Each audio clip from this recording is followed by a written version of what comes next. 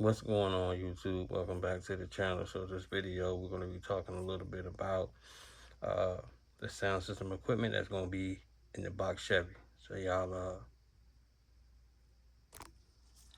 so basically what we got here, I have a Sundown Audio. It's a Class D. It's a 1500. This amplifier can run subwoofers. That's what it was designed to do, run subwoofers. This amplifier will be running my highs.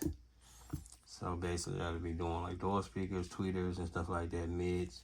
I'm gonna use this for that. So yeah, that's what this amp is gonna be running. That's a crossover right there. And that right there is basically gonna be doing the crossing over of the music. For anybody that needs to know a little bit more about detail, let me know. I'll explain. But yeah, basically like this is gonna be mounted to this wood right here, and then this whole thing is gonna be mounted in the trunk of the car. That way this right here and that can be together or whatnot. It can be out of the way. It can be easy to access for having to do any type of fine tweaking to it or anything like that. So that's the reason I want to, like I said, do it the way that I'm doing it. So like I said, these are going to be mounted together. They're going to be mounted in the trunk, and then the subs can be in the trunk. I have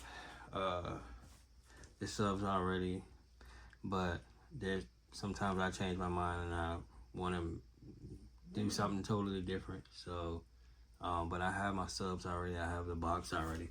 I had a custom box built. So so basically, like I said, I have my subs already. So I'm gonna get ready to get this mounted and get it mounted up to this, so I can go ahead and get it mounted in the car or whatnot. And as you can see, like I said, you can't really see it, but I have like the jacks or whatnot, the ACUs or whatever they call them. These, I have them that way, and I made sure I kept some space there because I'm pretty sure there's a lot of people out here that's looking to do this same thing or whatnot. But I kept some space right there so the wires can have space to plug in, and then they can have space to be ran as well. And then on this side of the amp, the jacks are basically facing each other, and then the wiring are on the outside. This amplifier takes 0 gauge wire, so of course the wire is really thick, and so sometimes that wire can be hard to direct sometimes and run. So that's the reason I went ahead and put it on this side so it can run outwards. I'm getting all new wiring, so waiting on the wiring to come. I'll probably do all the wiring before I mount it, and that way I can just connect the wiring to where it needs to be connected to once it's coming off of the amp in the crossover. So that's how that's gonna work. But other than that, like I said, it's pretty, like I said, smart idea. Instead of just trying to, some people want to mount these amplifiers and stuff to the subwoofer box, stuff like that. But a lot of times, depending on the trunk space and stuff like that, if you put it on top, sometimes you can't get to it. Sometimes it's a little too high for the trunk.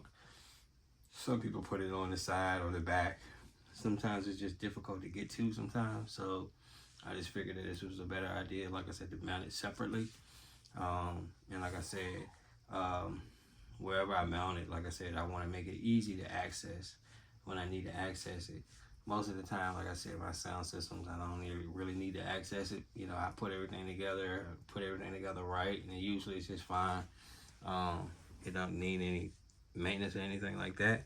But just in case it does need any maintenance, or if I want to switch it out and do something different, I can easily access it and do what I need to do with it instead of having to try to pull the box out, turn the box around and stuff like that. So like I said, so this is what I'm going to do with that.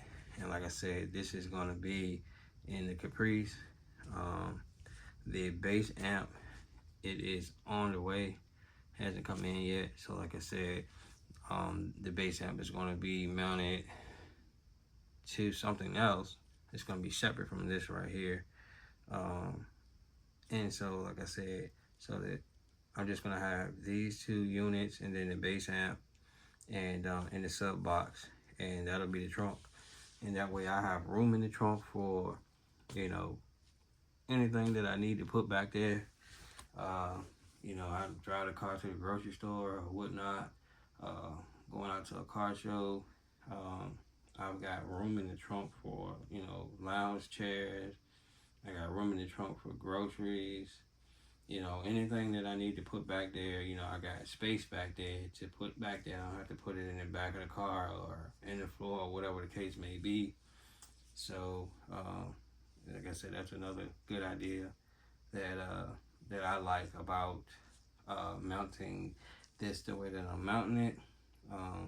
I was gonna wrap this in some vinyl, but I changed my mind because the amplifiers and stuff, they got a tendency to heat up sometimes, and I don't want it to get hot. Being under a lot of power, playing the music, for hours or 20-30 minutes, and it gets really hot. So I was like, I'm not gonna wrap it with anything. I'm just gonna leave it like that. That way, it gets hot on the wood, it'll just get hot. But versus putting it on that vinyl, it could cause some fire, so don't want that. And another helpful tip, all classic cars, I mean, it probably wouldn't be a dumb idea to put a fire extinguisher in any vehicle, but especially classic cars, fire extinguisher is a must-have. I all the time see, classic cars catch fire. So, sound system, wiring, because everything's kind of just new and everything's rewired. So it's usually good to keep a fire extinguisher in case. I've seen some people's cars go up in flames and all the money that they have in it is gone down the drain. So, I've seen people have fire extinguisher and the fire they just couldn't put it out.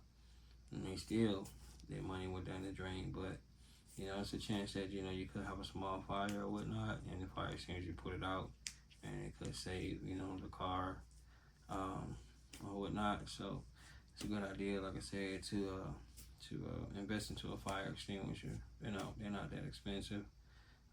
So yeah. If you got an old school, like I said, get you a fire extinguisher.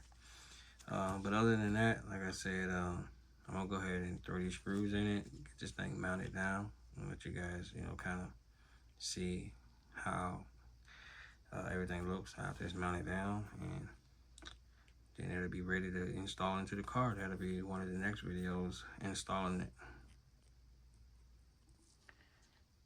Okay, so everything's all mounted down. Can't move around now. So next thing is to, like I said, mount it in the car. I got a couple of places that I want to mount it.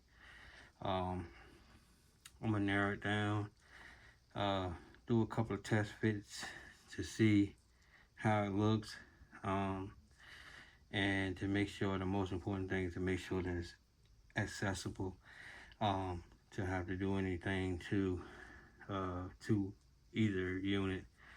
So once I get it mounted in there, like I said, I'll probably do a video, let you guys see how it looks.